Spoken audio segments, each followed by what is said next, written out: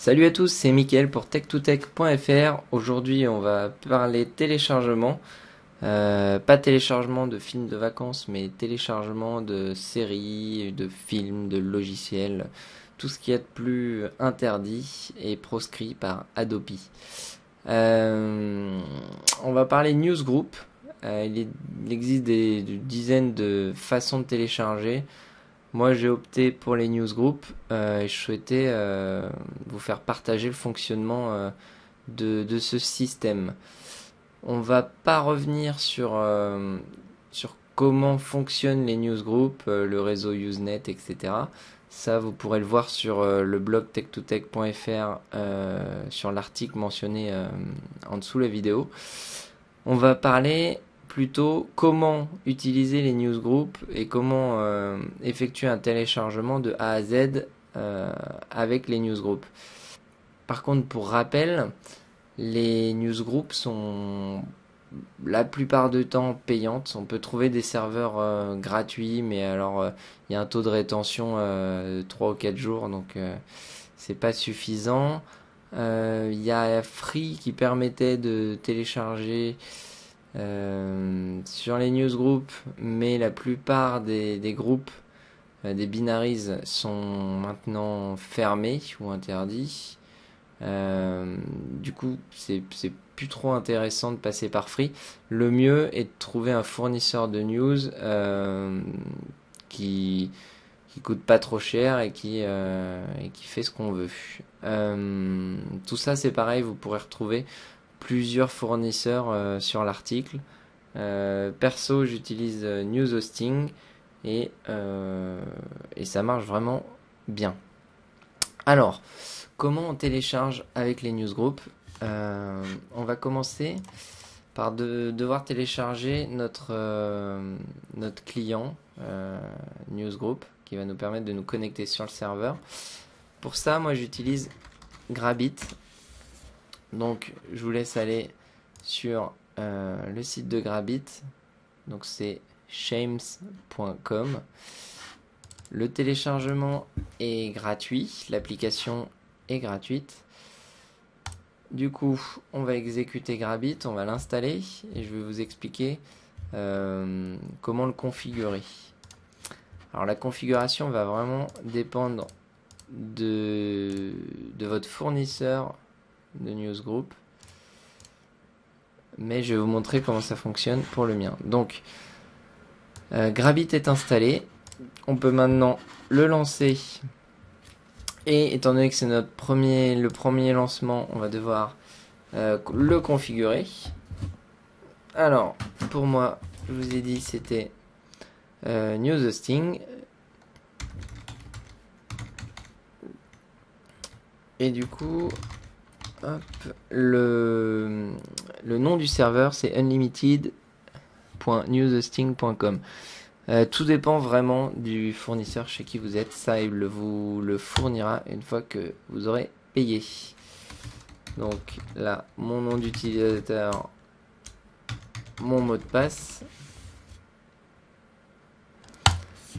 Donc voilà, là, le client est configuré par défaut. Il va télécharger la liste des groupes disponibles sur le serveur. Et là, il me propose de l'afficher. Donc je vais mettre oui, juste pour vous montrer. Voilà, donc là, on se retrouve avec tous les groupes. Bon, vous voyez, si je scroll, il y en a un paquet. Et ici, le nombre d'articles, de fichiers qu'il y a dessus. Donc il suffit d'aller sur binaries et par exemple je ne sais plus comment il s'appelle, mais voilà, si on retrouve binaries film, on voit que déjà on a beaucoup plus de fichiers dessus. Donc ça pour le moment on va pas s'en servir. Par contre on va configurer de façon un peu plus précise les propriétés du serveur. Donc on fait clic droit sur le nom de notre serveur, server properties, et ici on va pouvoir régler notamment le nombre de connexions. Donc ça c'est ce qui vous a été fourni suivant ce que vous avez payé chez votre hébergeur. Donc moi je crois que j'ai le droit à 20. Après, étant donné que moi j'ai une connexion un peu pourrie, que j'ai 20 ou 10 connexions, ça change rien. Je vais télécharger au maximum de ma connexion. Cependant, pour quelqu'un qui est en fibre, par exemple, il est intéressant d'avoir le plus de connexions possible pour avoir le plus de tuyaux possible vers le serveur Newsgroup. Et surtout, on va changer, ici on va activer le SSL qui va nous permettre d'avoir une connexion chiffrée. Donc en théorie, votre fournisseur d'accès voit que vous téléchargez, mais il ne sait pas quoi, il ne connaît pas le nom du fichier, etc. Donc ça permet de faire ça de façon un peu plus anonyme. Donc après, une fois que vous avez validé ça, on va devoir maintenant télécharger un fichier. Donc pour télécharger le fichier, on peut directement aller là-dedans et mettre ce qu'on veut. Si on veut Spider-Man, on met Spider-Man, hop. Et là, on va retrouver tous les fichiers qui s'appellent Spider-Man sur le serveur. C'est pas la meilleure façon parce que, par exemple, là, on ne sait pas de quelle langue sont les fichiers. Là, on sait, mais c'est vraiment pas précis. Le mieux est de passer par un moteur de recherche de Newsgroup. Donc qu'est-ce que j'entends par là? En fin de compte, c'est un site qui va référencer tous les fichiers, enfin pas réellement tous, mais tous ceux qui pourraient vous intéresser, ils vont être référencés sur un site. Ce site, c'est bnews.in. Alors il y a d'autres sites, mais moi c'est celui que j'utilise, donc je vous fais part de ma méthode. Après, libre à vous de regarder ce qui se fait à côté. Donc voilà, bnews.in. Ici, vous voyez, on a donc un moteur de recherche dans lequel on va pouvoir chercher tel ou tel fichier. On a des jolies petites pubs avec des plans cul. Ça, c'est comme sur tous les sites de téléchargement. C'est normal. L'idéal, c'est d'utiliser AdBlock. Là, étant donné que je suis sur une machine virtuelle, j'utilise un IE tout pour Ave et pas d'AdBlock. Donc c'est normal qu'on se retrouve avec voilà, des pop-up et des bannières un peu craignos. Donc on se retrouve avec le moteur de recherche, mais également des sections. Donc les jeux, les films, les séries, les émissions de télé, les jeux consoles, la musique, du porno. On a vraiment de tout. Moi en général j'utilise soit quand je sais que la série, par exemple, est passée la veille à la télé aux US, je vais directement dans série. Et à ce moment-là, je retrouve très facilement. Alors voilà, je retrouve très facilement l'épisode qui me va bien. Et c'est plus facile. Sinon, il y a le moteur de recherche. Donc quand on est sur un fichier, on retrouve plusieurs infos. Donc l'état, c'est en cours d'upload ou déjà uploadé. Là, on retrouve la fiche Allociné pour les films, par exemple, ou les séries. Le format, donc H264 quand c'est en HD, Xvid. Le titre de la série, par exemple, l'épisode. La langue, donc si c'est sous-titré FR, si c'est juste de la VO plus FR. Le groupe sur lequel il a été uploadé. Le nom du fichier, ça c'est ce qui va nous intéresser le plus. C'est ce qui va nous permettre de télécharger le fichier d'ailleurs. La taille du ou des fichiers, puisque là vous voyez qu'il y a une petite étoile, ce qui signifie que c'est la saison complète en fin de compte. Et donc après à nous d'incrémenter le 0 en 0.1, 0.2, 0.3, etc. Donc c'est 350 mégas par épisode. Ici, on retrouve les fameux fichiers QuickPar. On en reparlera un petit peu, je vais vous montrer le fonctionnement. C'est ce qui permet de réparer des archives corrompues, WinRAR par exemple. Donc, si jamais il y a les fichiers QuickPar, ça vous permettra de réparer l'archive si elle est corrompue. Ici, on retrouve le fichier NFO quand il y est. Donc ici, on peut voir qu'il y a bien le fichier NFO. Et si on clique dessus, voilà, on retrouve toutes les infos sur le fichier qui est sur les news. Ensuite ici on a les commentaires et les remerciements et là le nom du référenceur. C'est celui qui a signalé que le fichier était disponible sur le serveur. Et donc, il référence ça sur bnews. On va faire un petit test. On va télécharger, je sais pas moi, une application. Donc, on va dans App RIP. Donc, ISO, c'est pour avoir directement l'ISO. Et RIP pour avoir le fichier sans avoir l'ISO. Donc, c'est en général plus facile à installer et moins galère. On va prendre un fichier relativement léger parce que j'ai une connexion un peu merdique. Imaginons voilà, qu'on veut ThinkBack Pro. À ce moment-là, ce qu'il faut faire, c'est sélectionner le nom du fichier. Donc, pas ce qui est ici. Hein. C'est vraiment le nom du fichier qui est intéressant. Donc, on le copie. On va ensuite sur un autre site. Donc là, par contre, ça va être un site qui va nous permettre de créer un fichier qui s'appelle le fichier NZB. Je vais vous montrer ça. Donc ce site, c'est binsearch.info, je crois bien. Voilà. Ici, on va mettre le nom du fichier. On fait search. Et là, à ce moment-là, on se retrouve avec donc, le fichier. On se retrouve bien avec le bon fichier. On peut vérifier ça de deux manières. Enfin, de trois manières même. La taille. Donc là, qui est de 20 mégas. Le groupe sur lequel il est posté. Et depuis quand il a été posté. Donc là, on voit que c'est 38 jours. Et qu'il est sur Barbarella. Donc si on retourne ici, alors on voit bien que ça fait environ 20 mégas et le 9 mars, donc ça fait bien une trentaine de jours qu'il est dessus. Donc c'est bien ça. Donc il suffit de cocher, de cliquer sur Create NZB. Là il nous demande d'enregistrer ou d'ouvrir le fichier NZB.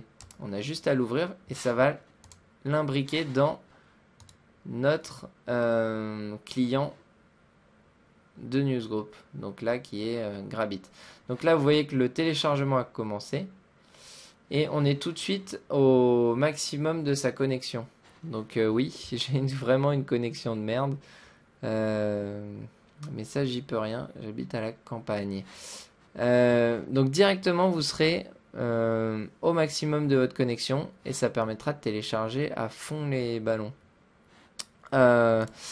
Comment ça se passe une fois que c'est téléchargé? On va attendre que ce soit téléchargé et je vais vous montrer comment fonctionne QuickPar. D'ailleurs, on va télécharger QuickPar.